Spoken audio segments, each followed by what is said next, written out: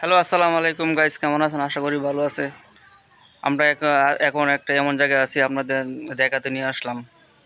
সে একজন বড় মাপের মানুষ, সে একজন চাকরিজীবী। ঠিক আছে, সেটা আপনাকে দেখতে নিয়ে আসলাম।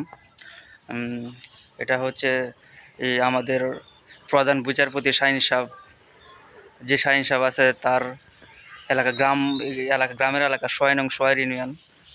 এটা হচ্ছে হাটনিয়া গ্রামের তার জন্মস্থান শাহিন সাহেবের। তার বাড়িটা আপনাদের দেখাতে নিয়ে আসলাম। আর এখানে আমাদের আবার সাজ্জাদ সাহেব আমাদের এমপি, নতুন এমপি হয়েছে। ইনশাল্লাহ সবাই দোয়া করবেন ওনার জন্য। আর উনি যেন আমার নেত্রকোনা জেলার জন্য কিছু কিছু ভালো কাজ করতে পারে, ভালো ভালো কাজ করতে পারে। ওনার সবার জন্য সবাই আপনার তার জন্য দোয়া করবেন।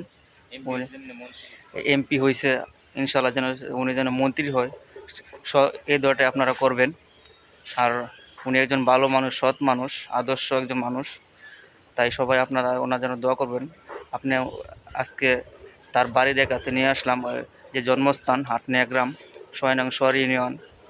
এটা হচ্ছে তার এই গ্রামের বাড়ি, জন্মস্থানের বাড়ি। এটা আপনাদের দেখাতে নিয়ে আসলাম আজকে। দেখেন, এটা দেখার মতো কিছুই নাই। তো উনি তো সৎ লোক বলেই তার কোনো অবস্থা মানে সেরকম নাই। শুধু এই স্যাম্পল একটা বাড়ি আসার জন্মস্থান দেখার জন্য। এই যে একজন দাঁড়ায় রয়েছে, দেখি উনি কি বলে। আসসালামু আলাইকুম ভাই। ওয়ালাইকুম সালাম। আচ্ছা, এটা তো আমাদের সাজ্জাদুল হাসান সাহেবের বাড়ি।